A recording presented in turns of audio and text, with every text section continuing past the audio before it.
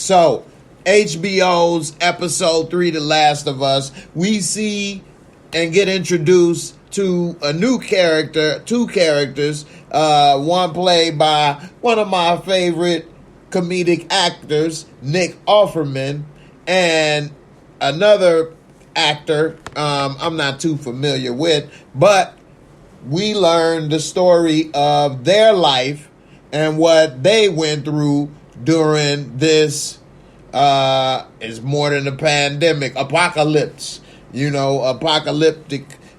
situations. And actually for the last 20 years, they had a really good life considering all the things that's going on. All right. I'm trying to make this thing stop bouncing up. Hold on.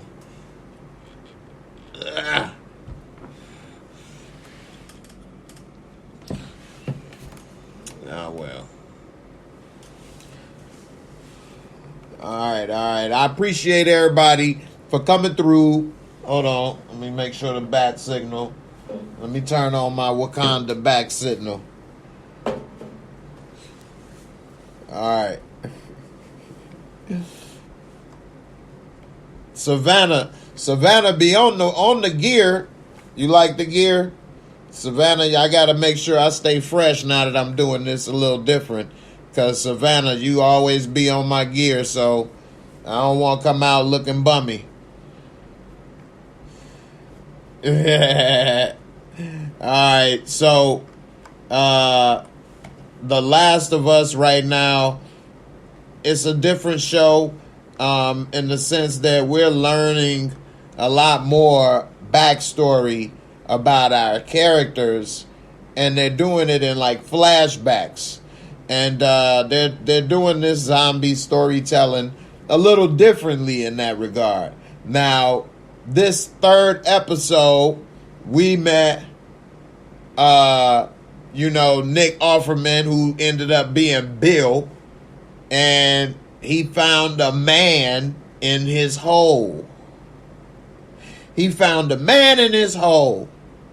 And so he had to pull it out. Say, what you doing in my hole? You hurt?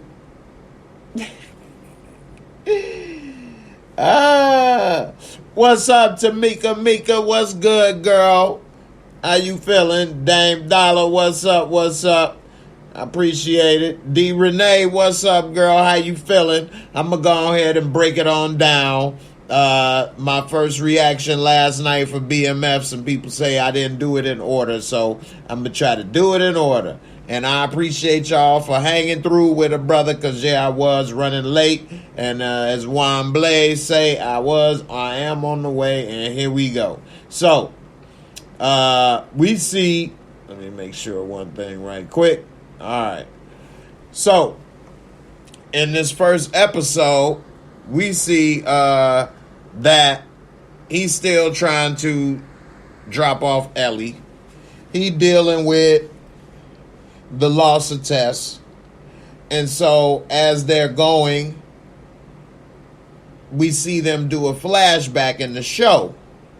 And that's when we see, because as they were walking on the trail, he said, I want to make a shortcut because I don't want to go this way. It's something I don't want you to see, which we then saw a bunch of dead bodies, even a body that looked like a baby.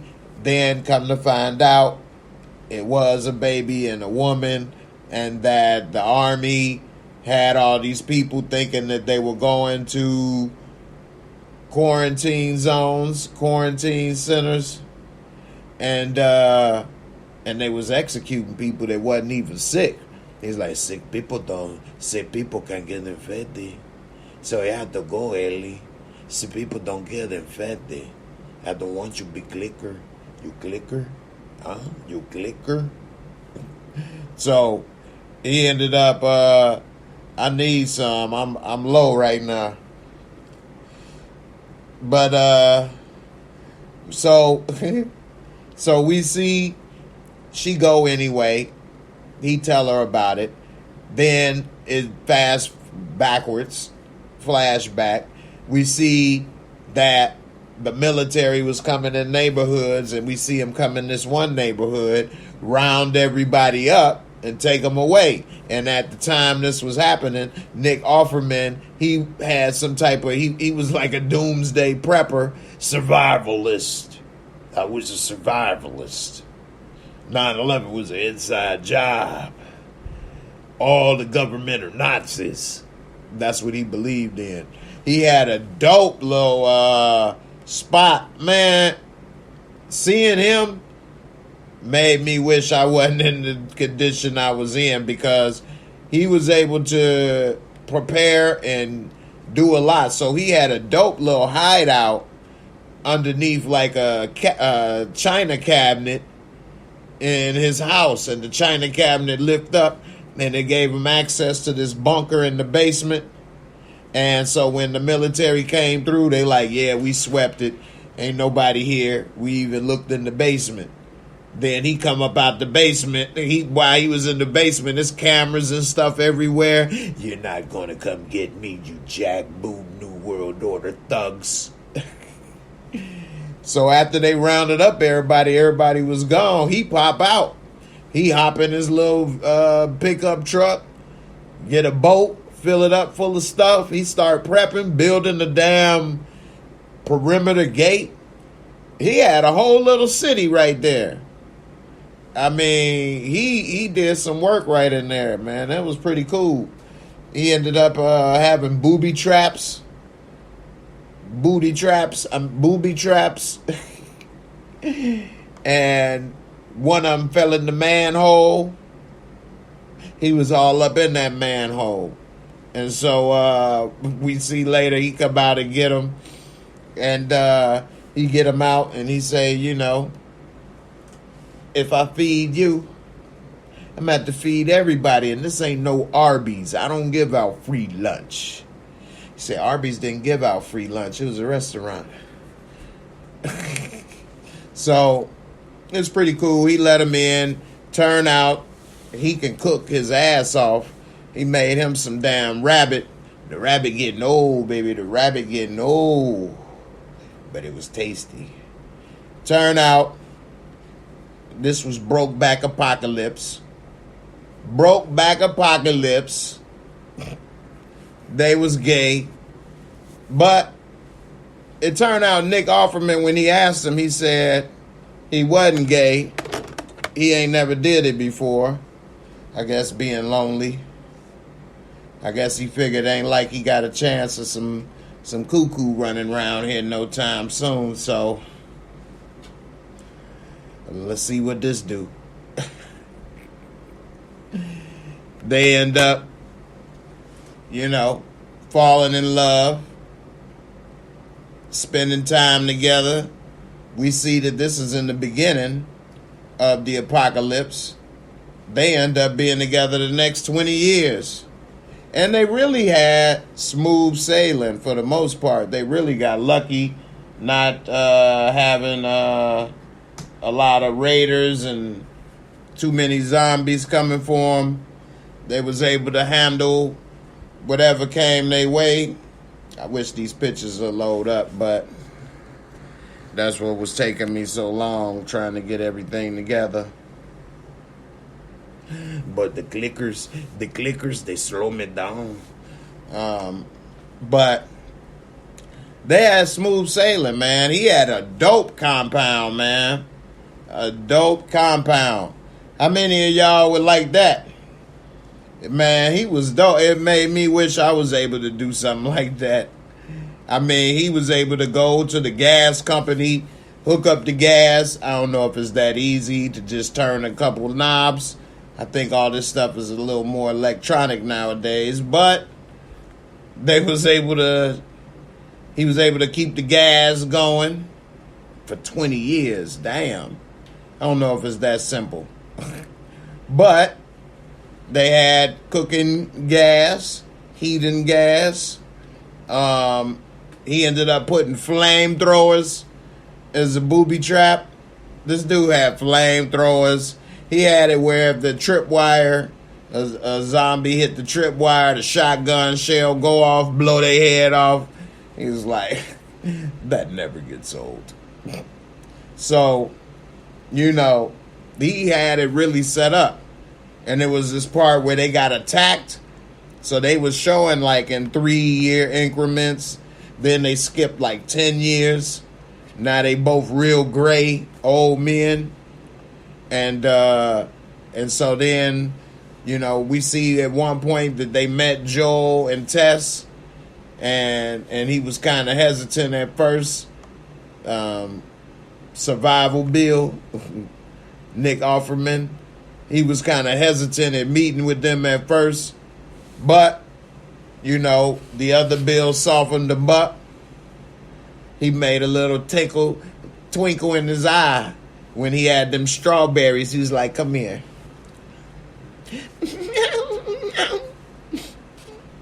He was mad at first when he gave up a gun. I traded in a gun for some seeds. Which gun? A little one. He's about to go ahead and take them down on them strawberries. He's about to make some jelly. They must be jam because they don't take that jelly, baby. Not on the strawberries. No, Bill. But, you know, it was interesting to see how they did that because in a way it showed, and not besides, you know, what kind of relationship, but just the fact that we all here for somebody else, really. We care and do a lot of stuff because of somebody else we care about. And even though he was by himself, Survival Bill at first, and was kind of doing okay as far as surviving, the quality of life wasn't the same. And when you have that bond, that friendship or relationship, a serious one, you'll go through a lot of stuff and it makes the quality of life better. I mean, hell, that's really what a lot of people in the military go through. Yeah, they join on their own or whatever, but once they get there, they fighting for the man next to him, that bond, you know, that soldier next to him. So he ended up developing that bond with Sweet Bill. Survival Bill ended up getting with Sweet Bill, and they kind of mellowed each other out. It was kind of tripped out when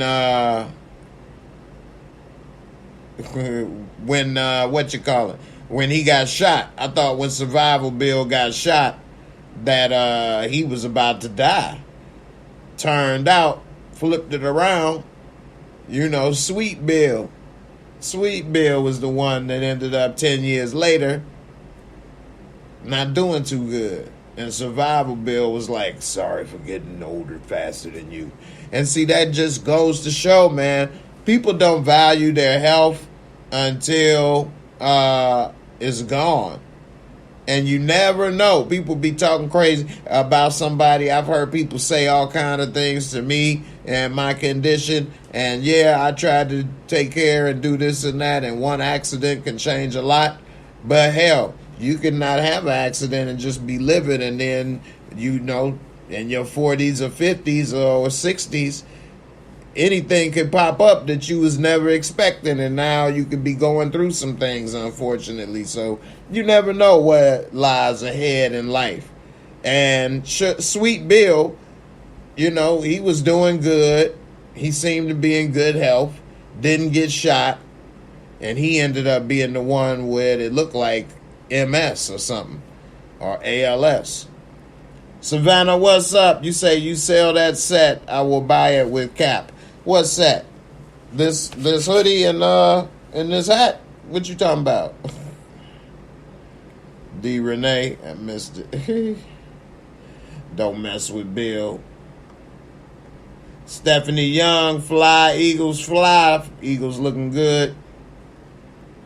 Say Bill and his friend, men on film and living color voice, hated it. Right. You want this? Yeah, man. This right here, this is limited edition. I didn't even actually buy this. This ain't even that easy to buy. I'm sure if you really tried, you could probably find one to buy, but this was given to me in this hat. That's the OG White Sox. Yep. You told me Eagles, they doing good. They look like they might be on that run. Sometimes they be on that run and it'd be magical, so they could be on that magical run. Well, thank you, Stephanie. I guess I got to start trying to look good now that y'all can see a little more than from here up. I'm going to try to put on a little something, something. Start showing out. Popping my collar. Come in like young Dro. So one thing that I did notice in this episode is that Ellie get on my dang on nerves a little bit. And she did sneak that gun. Alright, I got some of my pictures loaded up. This is my first reaction, so a lot of times, this stuff is happening in the moment. But this is one thing that I did want to show, and this is where Survival Bill, he had underneath this dresser, was where he had the access to his survival bunker, and it lifted up, and then it had the stairs. Man, that's dope. And that's in the basement. So that's like another level. So they thought they were in the basement. See how that is? They thought they were in the basement. Didn't know it's another level. It's levels to this. And once you got in his basement, man, he had everything in there. All the guns. Tons of guns. He came out with the shotty. He had the damn gas mask ready. And once he saw that the whole neighborhood's been evacuated, the dude went to Home Depot. And every time I go to Home Depot or Menards, I don't know how many people go there. If you got a home, you probably go there. I mean, most people that rent probably don't go there because they have maintenance to do whatever. But every time I go to Home Depot, Menards, or Lowe's, or whatever, I always say, man, you could build a whole house up in here. They really do have everything to build the house from the ground up. Like everything. So he went in there, got all kind of stuff after he came out, and built the damn surrounding gates, built the whole compound. I mean, you really could do that if you know what to do. That's another thing. You got to know how to have the know-how. But if you got the know-how, now the only difference with what I would have done versus what he did, turn out what he did may have been smarter, but probably not as realistic or that easy, definitely, is I wouldn't have made such a big gate and surrounding area. It would have probably surrounded just 2-3 houses at the most. But he damn near, I guess, surrounded the whole neighborhood. He already looked crazy. Survival Bill wasn't playing. But that's my boy Nick Offerman and his wife Megan Mullally. Shout out to them. I always like their comedy and their comedy style. And so he put all that together, put that big, I got to build it his home. He builded it. But definitely he put some stuff together and he made it work. Yeah, you say like the game Minecraft, Home Depot, Low. I ain't been seeing Ace Hardware as much. Ace Hardware was real nice. Well, I ain't gonna say real nice. It was real popular when I was younger. But now I don't see it too much. What I started to realize, though, is Ace Hardware maybe was popular when I was younger because I was in Chicago, and I guess they got a limit on some space. So Ace Hardware was normally like in neighborhoods, and they would have like a small location in a strip mall or something. Ace Hardware wasn't normally as big as a Home Depot, Lowe's, or Menards. I don't think I ever seen an Ace Hardware as big as a Home Depot, Lowe's, or Menards. But anyway, he definitely could do it. Savannah, I'm just messing with you. Shout out to Ricky Smiley and his son passing away. Sorry for your loss. It's definitely sad when a person loses a loved one, especially a parent, when they lose a child. So definitely sorry for your loss on that one. So we see that this episode really wasn't even about Joel and Ellie too much. It kind of just showed us a little bit about how he's going to be able to get this car, why the car was there. Because if he would have walked to that compound and that car was there 20 years later, and we just said, well, how this happened, what happened, da da da da da. So I think this whole thing was just so that we could understand where this place is and why it's going to have so much value. I think that they'll be back to that place. I mean, he got so many damn guns and everything. I mean, food. I would live there. I would have lived there. And Bill should have gave a call like, hey, look, Joe, you and Tess come through, man. We checking out. They should have had Tess and Joe living there in the first place. Why not? I would have rather lived there. But they lived in the QZ. All right, I got my pictures of the manhole. So we had went and checked. Get out of my hole. He jumped in this back hole. You jumped in my rear hole. What you doing digging in there? He came with the shotty. He was about to blast his ass, though. He said, you got any weapons? Dude paused. He's like, why you pause? I was about to lie. I thought about it, and then I decided, nah, I ain't gonna lie. You know. So you like getting in the back of men's hole? Okay. I got something for you. You want some dinner? Hey. Dude, they end up becoming friends, though. And he even said, because it was sad at the end. Because at the end, we see that this man ends up passing away. And what happens is they have a bond for nearly 20 years. They even show them quite a few times, you know, but in intimate situations. They showed their first time and all of that. So they got a bond for nearly 20 years. And we see towards the end, because this episode was focused on them so much, that he's the one in the wheelchair. So we see Survival Bill get shot in the belly. And he laying on the table because these dudes was trying to attack. And his traps was working, burning them up, shooting their ass. Dude was a genius. But we then see, because we think it's Survival Bill on the way out. It then says 10 years later, and now Sweet Bill is all bent up in a wheelchair. Like, what? And he miserable.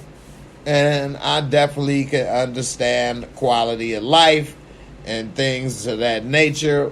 And so now it's gotten to a point where Sweet Bill, quality of life is gone. He's miserable.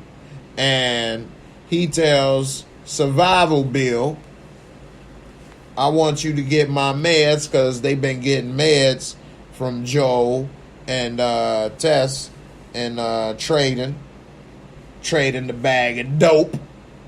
Nah, but they've been trading the meds. And so he like, look, because he get up, we see Survival Bill wake up, and Sweet Bill sitting in the wheelchair, and he like, man, what you doing sitting up? Your feet gonna swell, this, that, and the other. He like, man, don't worry about that. This is my last day. He like, what you mean? He told him, man, I'm checking out. I can't do this. It's only getting worse. They didn't have a cure for this before the world went to hell. Ain't nothing about to happen. He like, man, you never know. Somebody may come. He like, man, who about to be coming around here that can do an MRI and do this and that? Got a point there. So that kind of, set up Survival Bill. Grambo. Granddad Rambo is more like Grambo. Grambo. Survival Bill, a.k.a. Grambo. and so Jack Kevorkian, Dr. Death. You ain't think I know who Dr. Death is? So Grambo, a.k.a. Survival Bill, Grambo. he telling him, man, it's over. Grambo, he's sad. He about to break down, cry. Which this is okay. This situation, I really understand a lot. So it's different when it's only y'all the last two people. Golly. So they the last two people. I could get the quality of life and a person not being happy, miserable with their health conditions, especially when you've lived a certain amount of time one way and then that's taken from you, whether it's sudden or slowly. You can have difficulties with moving forward and quality of life. I know I've went through that. So I get that. And yes, family members would like you to be around, and they happy that you're still here, even though you could be all miserable and this and that. They still want you to stick around because they don't want you to lose you. But you have to keep in mind that that's being selfish in a sense, because you want that person around, but that person is miserable. Well, if you really love that person, would you really want them to be miserable? That's a good question. So we see that Sweet Bill is miserable. Look like my mic did something. So it looked like Sweet Bill is miserable in the wheelchair. His quality of life is bad. He then tells Grambo, a.k.a. Survival Bill, that I want you to crush up my meds. We gonna have us a beautiful day. We gonna go get married. Meet me at the altar in your flannel. We ain't going nowhere because it's a pandemic. He ended up getting matching flannels. The flannel brothers. They look like beards with the flannel. They look like Home Improvement. Tool Time Tim. Anyway, they end up going to get married. He pushed him down the altar in the wheelchair, push him down the street. They go ahead and put the ring. With this ring, I wed. They then have a beautiful meal. The rabbit was good, baby. The rabbit getting old, but the rabbit was good, baby. The rabbit was tasty. Now, that's the first meal he cooked for him, was a rabbit. He made him a gourmet meal. Rabbit with some Beaujolais. Red wine. Who know that song? Red wine. Pour some red wine. So then it's tripped out. We see but that final meal, because he wanted to have something special, something beautiful. And you know, we see that what they ended up doing is getting married, having a beautiful day, repeating that very first day when they met, and it was real sweet. He poured the bag of angel dust into his drink, like he said, and dude gobbled it down, chugged it like a 40 of OE, and next thing you know, we see Survival Bill chug, and he like, wait a minute, what you doing? And Survival Bill like, look, you were my purpose. Without you, there is no purpose. So he like, look, this ain't gonna be the sad finale at the end of the play. So it wasn't a suicide, it wasn't a murder, so I guess they was a double suicide. And they went into bed, laid in the bed, and called it a night. Which, I mean, damn dollar, boy, you be on it. Red wine, you be 40. So we see that they basically kill themselves. Damn. All that stuff he put together, all that survival stuff, all them weapons, all them resources. He said, and he did all of that before he met Sweet Bill. But all that stuff became pointless and worthless because once Sweet Bill was gone, that was his love, that was his life, that was his purpose. And he said it was no reason to keep going. And so, you know, unfortunately, he drank the Kool-Aid, literally, and it was over. So we see later, at the end of the episode, Joel gets there. He knows the code because he know them. He got a little letter that they find, and he like, I figure it's Joel or whoever, but everybody else might have got roasted by my traps. He. And then he tell them, you know, take what you need, keep Tess safe, which that was a point, you know, they hit him hard because Tess is dead now. And that's one thing they had to clear the air about in the very beginning because it seemed like he was kind of short with her. And when she tried to talk, I don't want your apology. I wasn't trying to apologize. I wanted to let you know, hey, y'all wanted to get a battery and do what you wanted to do. So don't be blaming me for what happened. It wasn't all for me. Y'all was doing what you was doing. Which she got a point and he shut up. So, you know, we'll see what happened. But, you know,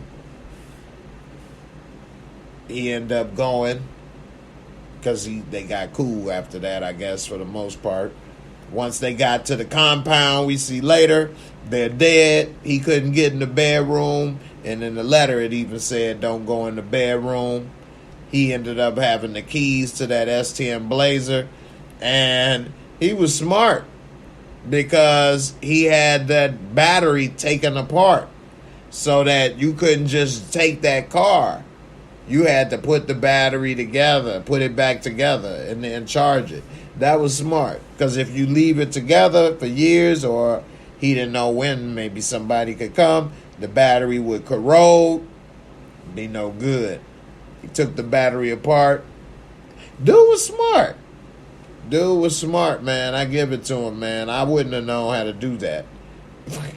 I ain't gonna say it take a genius. You could get a book and read and figure it out because, I mean, it was no internet. So you had to go to get a book on what you need to do on that. But I give him credit, man. Dude was smart. And he did what needed to be done. Joel was able to put it back together, charge it, And at the end of the episode, we see Ellie and Joel in the Blazer leaving. She frantic, ain't never been in a car before. And seeing her in the world is interesting because she's only 14 and this has been going on for 20 years. So she never seen the world really. Seeing their apartment in the neighborhood somewhat intact, somewhat looking like life used to look, that was a big deal to her. And so, she get in the car, fiddling with this, fiddling with that. Put on your seatbelt. What's the seatbelt? You put on your seatbelt. The seatbelt right there, you pull it on. You pull it in there, you pull the seatbelt. And making sure you don't stop. She like, this is amazing. This is like a spaceship. It's just a Aston Blazer. Though it's a shit car. The spaceship. So, one thing that was kind of funny and interesting, when they was on the way, they went to this one spot he used to have a little stash and found a box of tampons.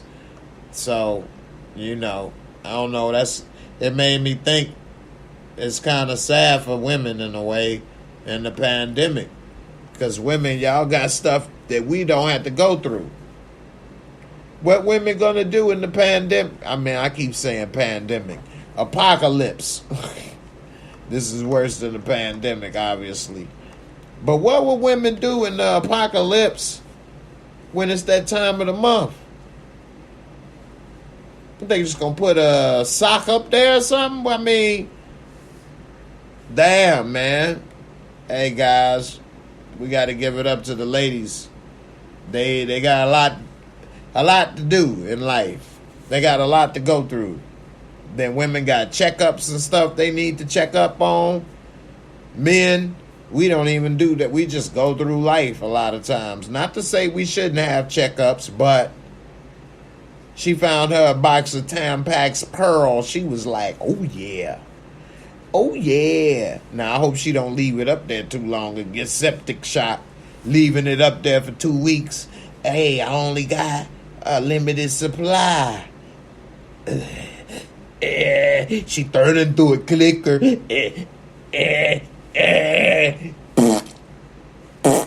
Next thing you know, she got the little fungus and tentacles coming out. Took it to a whole nother level.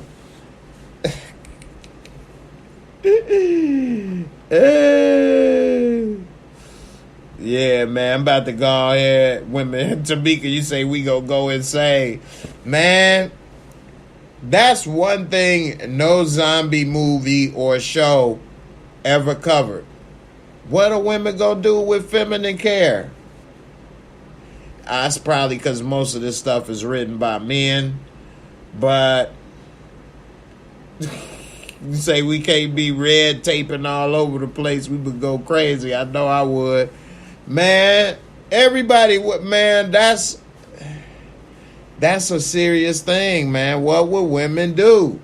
Ladies that's watching, let me know in the comments in the event of apocalypse. And it's been going on for years. Now supplies are dwindled. 20 years later, what will women do? I wish the picture came and loaded up, but that's what happens with the first reactions and stuff ain't always there just yet. But she was happy she found that box of Tampax Pearl, and I don't blame her, because, like, I don't know what she been doing. The sock just ruining the pants. You can't just go to the laundromat all the time. So, a lot of stuff. Savannah, you something else. So I'm not talking about just showing that. I'm talking about in apocalypse shows and movies and zombies. I've never seen them address that, is what I'm saying. Not a movie or show, period. But in the apocalypse shows, whether it's The Walking Dead or any other zombie, whatever you want to call it, I never seen them address that. But It was interesting. It was a lot of firsts this week. I never seen nobody drop a doo-doo bag on nobody either. So that right there was a new one. Everybody I'd seen that with, they like, oh no, I ain't never seen that.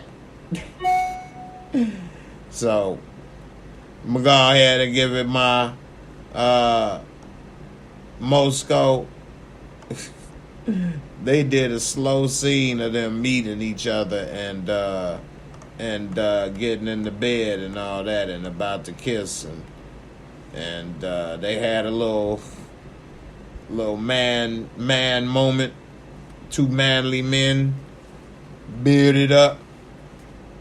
Why can't I quit you? 'Cause it ain't nobody else left in the world, that's why. Now come on in, let me get some of that strawberry.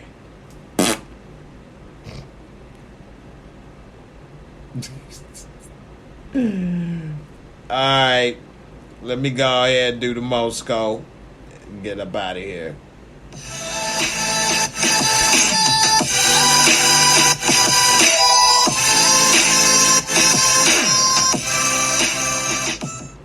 All right, the MOORESCORE is my rating system. 4 simple categories, 25 points each, give you a total of 100, and you can always drop a decimal point, give you a score of 1 to 10. Visual, cinematography, off the charts, amazing. I mean, this show looks like a movie. The way that the set looks, the zombies. Even when we saw the zombie that she ended up stabbing in the head, I thought that was going to end up coming back to be a problem. But all of that, excellent. The way he built the little set, perfect. The way they showed everything, I'm going to give it a 25. Storyline and plot, it was kind of slow. It was kind of slow. They spent a lot of time on Brokeback, what is it? Brokeback Apocalypse. Brokeback Apocalypse. They spent a lot of time on that, and it was cool, but they didn't really have a lot of action. It was kind of just like a bromance love story. Cool, but it was kind of long. So I'll give it points because it was cool and it was good, but I'm going to deduct some points because they spent the whole episode almost on it, it felt like. So I'm going to give it a 20. Special effects, makeup, costumes, come on. If y'all watch this show, you already know that's a 25. That's just off the charts. Amazing quality with everything. The way the zombies look, the town, the vehicle, everything is flawless, excellent. And entertainment, fun factor. This was a good episode. I liked it. It was entertaining. It wasn't as good as the second episode to me. So I'm going to give it a 20. So with that, it's still a great score.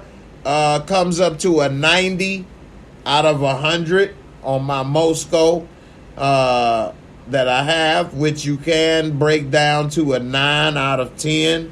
Let me put that down. What's your MOORESCORE?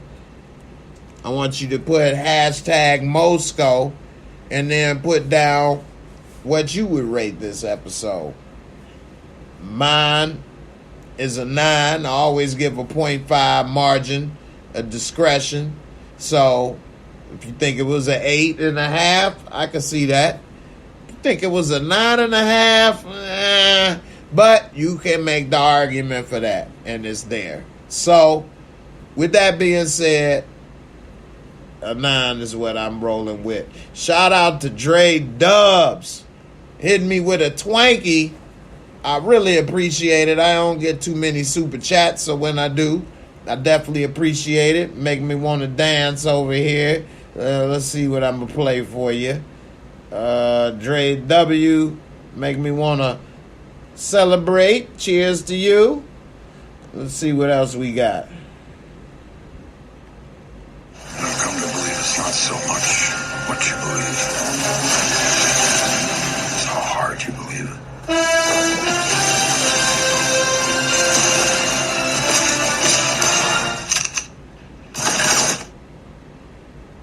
me and Indiana Jones. Indiana Moans, baby. No, that was just me in Indiana. That's it, just me in Indiana. No. Shout out to Drake. Appreciate it, fam. Definitely. Let's see. You love the makeup and costumes. Yeah, they do a great job. I'm with you. Stan, you got it at a 90. All right. Nice bang in that clip. All right, y'all. I've been working on this stuff. I got a lot going on, man. I've been trying to get this stuff done for the last few months. I appreciate everybody's patience. Still rocking with me. I'm getting close to having everything set up the way I want and being able to do things a lot easier for me and my health. For those that know, in Discord, talked about that. So I had to try to do what I can and at the same time try to be there for the next day as best I can. So appreciate everybody. And after the show, pretty soon, I'm going to start having what's called Mo Time, where we can still talk about it and keep the conversation going. And you can come on through in Discord, and we'll make that happen. So be on the lookout for Mo Time coming soon. And with that being said, I'm up out of here. I hope y'all enjoyed this show as much as I do. You know, even though it was a bromantic episode, it wasn't too bad. It could have used a little more action. And it did kind of slow it down. But nevertheless, great work. Good episode. And I like the show so far. And it looks like the next episode's coming up is about to be action-packed. So we'll see. We'll have to deal with the clickers. We'll have to deal with the raiders. They'll come. They'll be armed. They have it, the clicker. You have the clicker? I don't have it, the clickers. The clicker. Garage door opener, the clicker. Anyway, we get up out of here, y'all, man. Everybody be safe.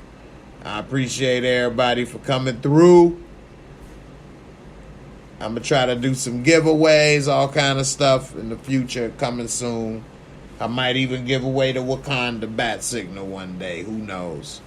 So, with that being said, y'all have a good one. Peace. Deuces again. Double deuces.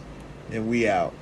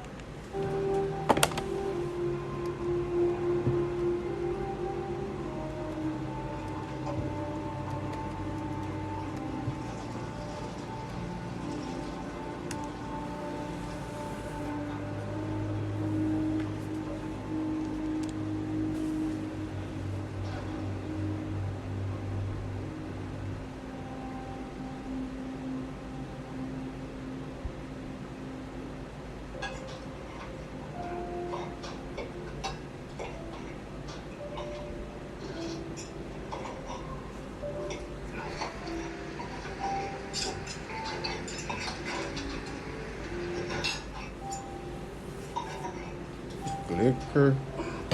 Take your pills? Oh, no.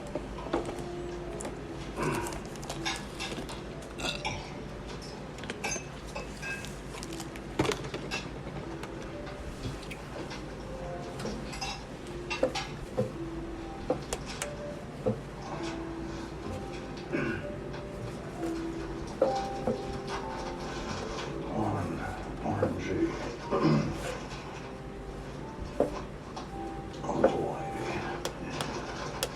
Big brownie.